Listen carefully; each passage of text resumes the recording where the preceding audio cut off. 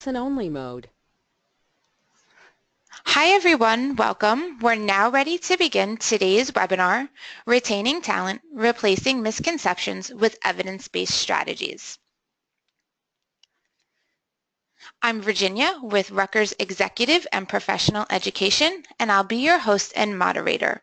Rutgers Executive and Professional Education is proud to be the sponsor for today's webinar, and we're very excited to include this topic into our webinar series.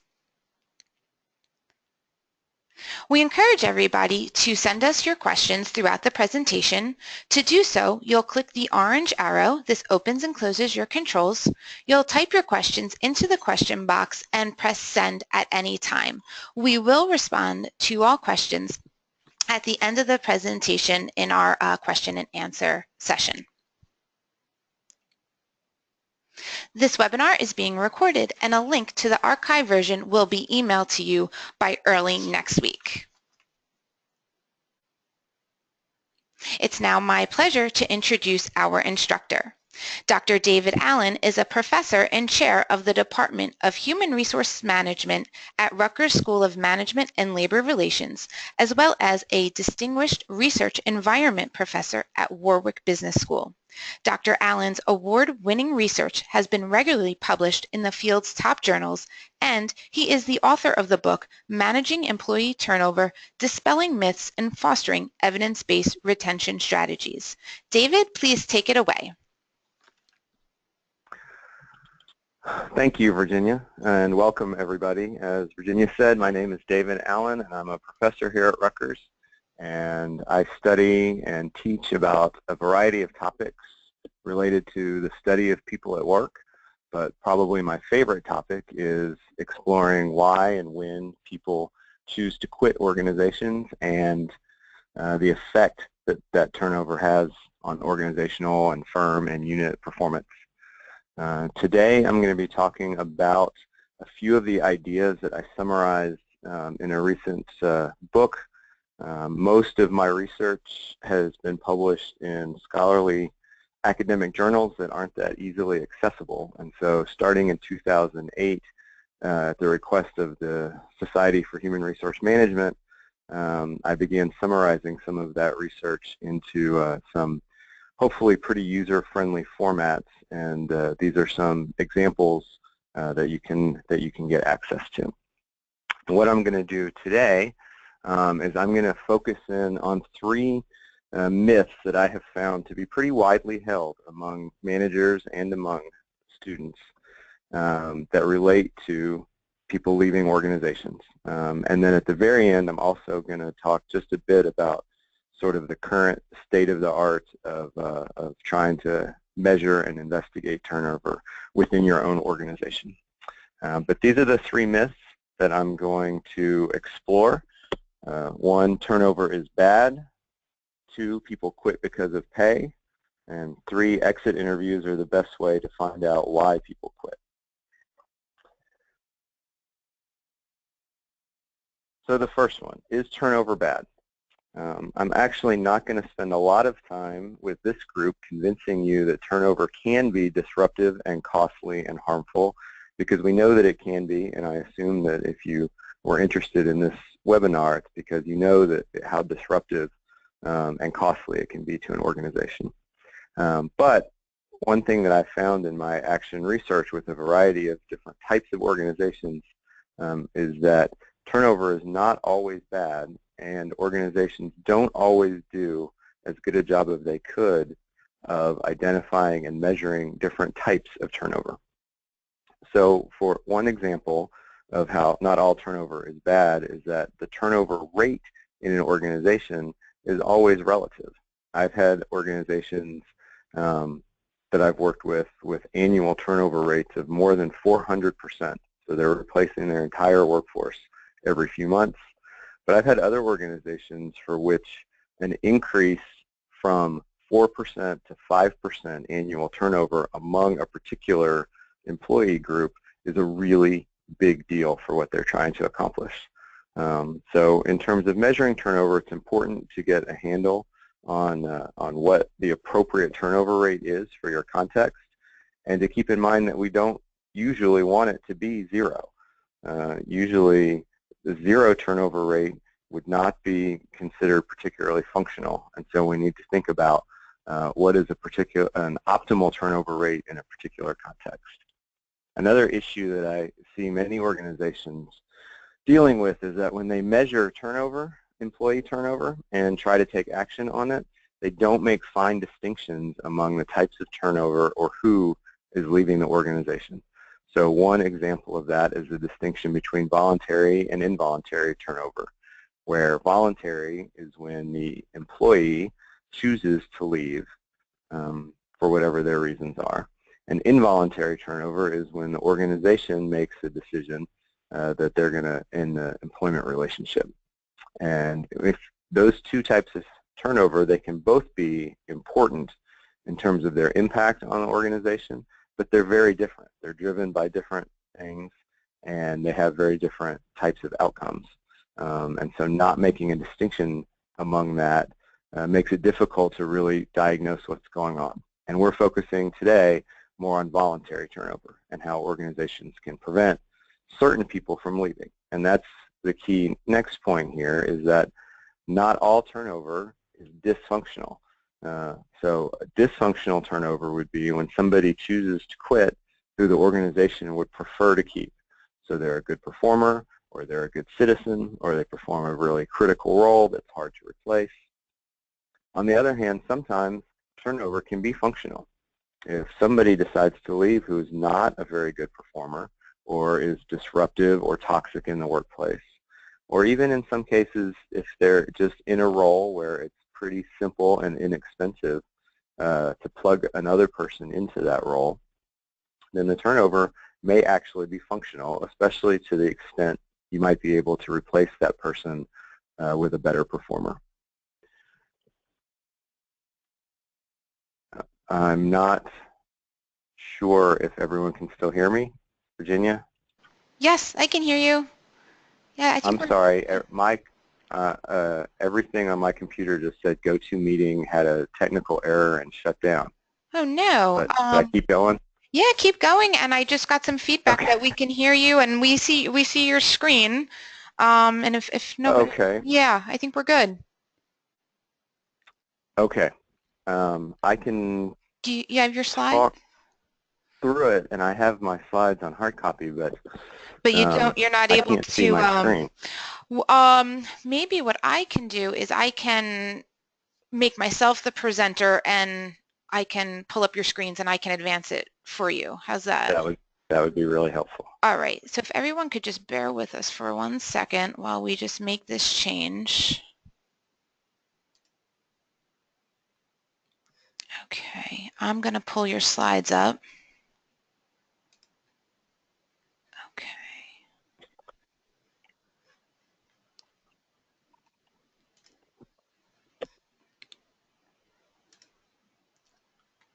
Okay, so I think we left off on slide 8. Is turnover bad? Is turnover bad? And participants, if you can't see my slides, please send us, if you could just type in the question box, and then we'll, but I think we're good.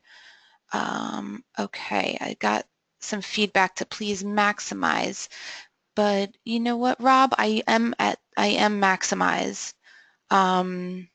I hope you can see that. Okay, I'm going to go on to the slide 9 now. Is that good, David? Okay. Yes, that'll be just fine. I apologize for that. So really the evidence-based implications of that discussion is that it's very important for organizations to carefully define what types of turnover they're most concerned about, and then develop mechanisms for measuring and tracking those things. And as I foreshadowed earlier, at the end of this, I'm going to talk a little bit about some of the current methods for measuring and tracking turnover. So now I'm going to flip to slide 10. Okay. And talk about the second myth. Okay. And Virginia, I had a couple of animations. On slide So I may ask you to click through Sure. on the same slide. Sure, sure. So the second myth, do people quit because of pay? Now when I ask managers and executives and students and other people that I interact with about this, why people quit, pay is almost always the first or second reason that people come up with. And when I say kernel of truth, we know that pay sometimes matters. We know that people sometimes quit because they're not happy with their pay, and we know that sometimes people quit to take higher paying jobs. But the reality is that it's probably not, and in Virginia there's if you can click to show the however. Yep, okay. The research suggests that pay may not be nearly as important as many managers believe. And so let me tell you a quick story that I imagine you have all probably experienced. If you can imagine an employee who is mad about the way that they're being treated in the organization, for example, so they're dissatisfied. And so they decide they're going to look for another job. When they go look for another job, most people, when they go through that search process, they are looking for another job that pays at least as much as the current job they're making now. And so they don't usually quit immediately or move to a lower paying job unless they're really unhappy. And so most people would look for something and wait until they found something that they liked that probably made at least a little bit more in terms of money. And so they decide to leave and they quit, and when their manager or their HR manager asks them, well, why are you leaving? Instead of getting into an involved discussion about how unhappy they were, it's far easier to say, well, I found another job that pays more money. And so that gets recorded as the reason people are leaving is to take another job that pays more. When in reality, pay was probably not the initial driver of what was going on in that case. So I'm going to click to slide 11, and what does the research say? And then click and show a chart that you don't have to read every detail of this chart. I know the font is kind of small, but if you look at this chart, going from the top of the chart to the bottom of the chart, these are heavily studied predictors of employee turnover, and the ones at the top are stronger, and they get weaker and weaker and weaker as they go down. And so as you're scanning through this list, if you look for pay, Virginia, you can click on an animation. Pay is actually way down at near the bottom of the list. Okay. So in terms of strength of relationship with turnover, it's 30th out of more than 40 predictors. Now when I show this, I sometimes get the question, well, it may not be the amount of pay that somebody makes, it might be how satisfied or happy they are with their pay. Because I think we all know some people can be perfectly content at almost any level of pay, and some people are going to be dissatisfied with what they make almost no matter how much they make, right? So there's also been research on pay satisfaction as a predictor. In Virginia, if you click on these animations, it's even lower. Pay satisfaction is actually 35th out of these 40 some odd predictors on which there's been a lot of research. So what does all this mean in terms of implications? Going ahead to slide 12, the evidence-based retention implications, and then these are some stronger predictors of turnover decisions. And so I will click on mobility, job search, and turnover intention. So the strongest predictors are when people are actually actively searching. And there are, I would say, it used to be the only way that we could get data on these types of things was you could get some data from employee surveys, but there are some newer methods for measuring these types of things, which I'll get to quickly at the end of this webinar. The second bullet point under there is organizational attitudes. So the two most studied are satisfaction and commitment. I think many organizations now are focusing maybe a little bit more on employee engagement, but there is research that these types of attitudes are actually more consistently related to turnover decisions than pay. The third bullet point is that there is some truth to the kind of popular notion that people don't quit jobs, they quit bosses. So the relationship with one's immediate supervisor is a stronger predictor of turnover than pay. And the fourth bullet, which probably won't come as a surprise to the HR professionals, but the opportunities for growth and advancement are stronger predictors. And then finally, the last bullet on this page is relationships with others in the organization. And this is a bit newer in terms of the study of turnover, but we're finding that when certain people leave, it can create a snowball effect that causes others to leave, and some other interesting elements of sort of how someone's communication and social networks in an organization affect their turnover. So I think the good thing from a practice perspective for many of these is that compensation, although it might be straightforward in some ways, it's not always easy to just pay people more money in organizational settings. It can be a very expensive and disruptive solution if that's always the first choice. Whereas some of these other things that are actually more effective at managing turnover don't require that kind of direct expense.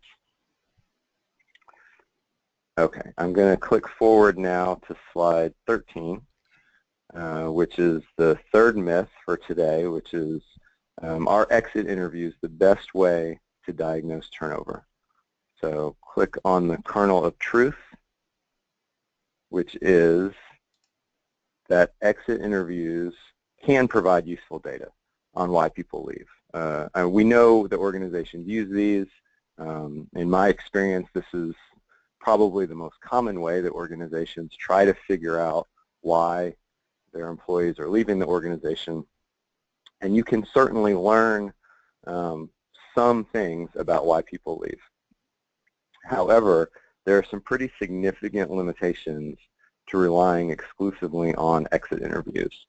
So I'm going to click on however, and a few of the limitations of them are, one is that the information is not always accurate.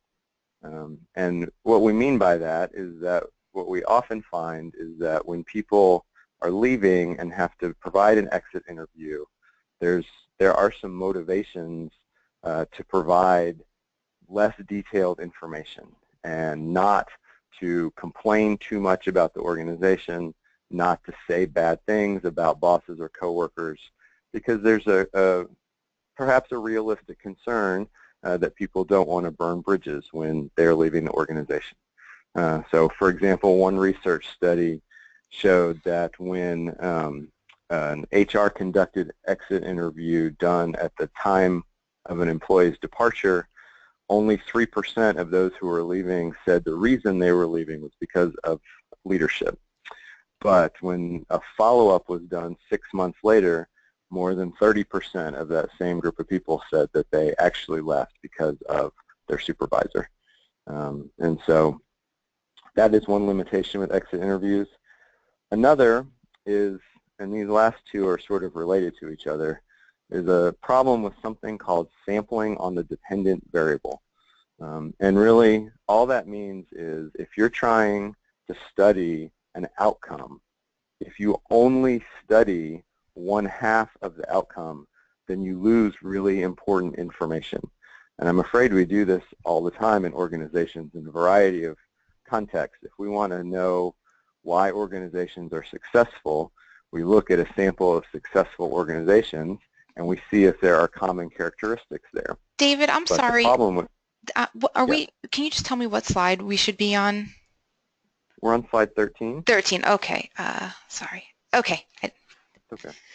And it's got the kernel of truth at the top, yeah. and then the however with 3 points underneath it. Okay. I advanced, but now I went back. Okay. Sorry about that. All right. No.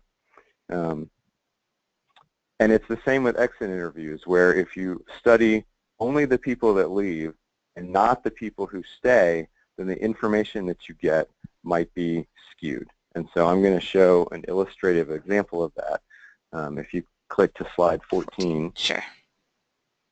So this should be the graph of this is something that you might find from a set of exit interview data, where you ask the leavers to rate on a scale how dissatisfied they are with various aspects of their job. And if you look at just these data from the leavers, with 5 being more dissatisfied, you might look at that and say, well, the leavers are more dissatisfied with their pay than they are with their supervisor, which is accurate. But then if you draw the conclusion that that means that pay dissatisfaction is why they're leaving, that could be misleading. And the reason is, if we click ahead to slide 15, if we now include data from leavers and stayers, we might find that the stayers are just as dissatisfied with their pay as the leavers are, whereas there is a noticeable difference in the satisfaction with supervision between leavers and stayers, where the leavers are far more dissatisfied. So what does that mean for the organization? Certainly, it does mean that pay dissatisfaction might be a problem. Everyone in your organization is that dissatisfied. However, it's not what's causing people to quit, because there's no distinction between leavers and stayers. That actually what's leading people to quit is supervisor dissatisfaction. That's where the differences are. And so in terms of practical implications, if you click ahead to slide 16 for evidence-based retention implications from this, click on diagnosing turnover, and then click on the first bullet point, which is the research on exit interviews suggests that if they're conducted by a neutral third party after some time lag after people leave, that they might be more accurate because people are more willing to be honest. So instead of having supervisors or even HR conduct them right as someone is walking out the door, you can get better information from them if you wait, and possibly even more accurate information if it's not someone who's a direct representative of the organization. A second implication, if you click on the next bullet for stayer interviews, a stayer interview is similar to the idea of an exit interview, but instead of talking to people who quit, you're talking to the people who are staying with the organization. And so you can target these on the most important populations of employees that you would like to keep and talk to them about why they stay. And that enables you to learn at least 2 important pieces of information. One is you can learn what types of things the people that stay with your organization like and don't like. But then perhaps more importantly is that you can contrast the data from stayers with data that's collected from leavers, which gives you a more complete picture of why people might be leaving your organization. And then finally click on the third bullet, which is that predictive studies provide more accurate data on the reasons people leave. And what I mean by predictive studies is, instead of waiting and collecting data from people after they have made the decision to leave through an exit interview, to instead collect data at regular intervals on all your employees, or at least on a meaningful sample of your employees, and then be able to tie that information to people's quit decisions. And that requires a certain culture of trust within the organization. But for organizations that do that, they're able to provide much sounder, predictive data on what variables then lead people to actually choose to leave the organization. So if you'll click ahead to the next slide, called the Future of Turnover Research. I want to save a few minutes for questions, but before I do that, I'm going to talk about the way that we measure and assess turnover in organizations. As I said throughout the webinar, the main ways so far have been things like employee surveys and employee exit interviews. So I'm going to offer 3 sort of more current and possibly future-oriented methods. So the first one is that organizations are now starting to try to build flight risk models by mining their archival data. And so organizations have a lot of data on employees, on things that are job-related and may be turnover-related. Things like, one example of an organization that I've done some action research with is that they found that among their professional employees, the length of time since their last promotion was the best predictor of a turnover decision. Whereas they found that with their hourly employees, the distance that they lived from work was the best predictor of a turnover decision. And so that's data that's unique to their particular situation and context, and they were able to do that without even surveying their employees. It was data that they had on hand, and it led, in one case, it led to a pretty simple solution with the hourly employees. They started providing in some of their major locations, they started providing busing, and the turnover rate plummeted. So that's one example. If you click on the next bullet point, there's some brand new research in a journal that I happen to be the editor for, suggesting that people who are considering quitting exhibit behaviors in the workplace that managers and coworkers observe and pick up on without even, and some of this happens unconsciously without even knowing it. But there's new research, and it's in the very early stages, but it shows that that managers can rate on sort of a checklist employees, how frequently employees have been exhibiting certain behaviors over the last 3 to 6 months, and that is predictive of who's going to be more likely to quit. And so you might be able to tap managers for that type of information. And then the last one is more and more organizations are experimenting with sort of real-time data monitoring. So they're collecting data, for example, using the card swipes when people enter and exit buildings, looking at the pattern of conversations on internal sort of intranet conversation sites, looking at employees' LinkedIn profiles, and conducting social network analysis where they map out communication patterns in organizations. So this stuff is still in its infancy, and it raises all kinds of questions about whether it's appropriate and how well it can work, but it's something that organizations are definitely experimenting with.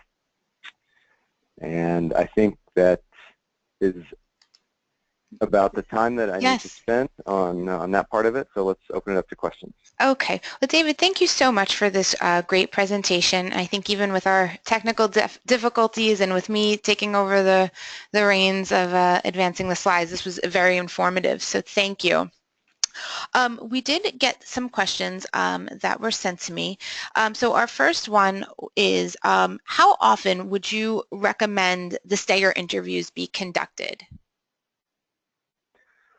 So I think that I would recommend that they be done at relatively frequent intervals, but cyclical. So I don't think you need to interview any one person any more frequently than once a year or even once every few years, depending on sort of the cycles of things in your organization. But I wouldn't try to interview everyone in the organization. So I would identify target populations that either have high turnover or would be very disruptive if they left, and I would sort of just randomly sample small groups of them at various intervals over the course of the year. Okay, great. Thank you. You talked about functional turnover. Can you go over again how functional turnover, some ways that can benefit an organization? Sure. The most direct way that it can benefit an organization is if a person leaves the organization and you're able to replace them with somebody who's a better performer or has higher skills. So that's the most direct way that it can be functional. But there are other ways too. Sometimes someone who is a perfectly adequate performer creates disruptions in the workplace in other ways. So you might have a toxic leader, for example, who meets their goals but is bad for morale and drives lots of other people away. And so if that person leaves and you're able to replace them with someone who has a more positive impact on the culture, then that can be functional for the organization as well. Okay, great. Thank you. The next question is, what are the best ways management can use turnover research to help retain top talent?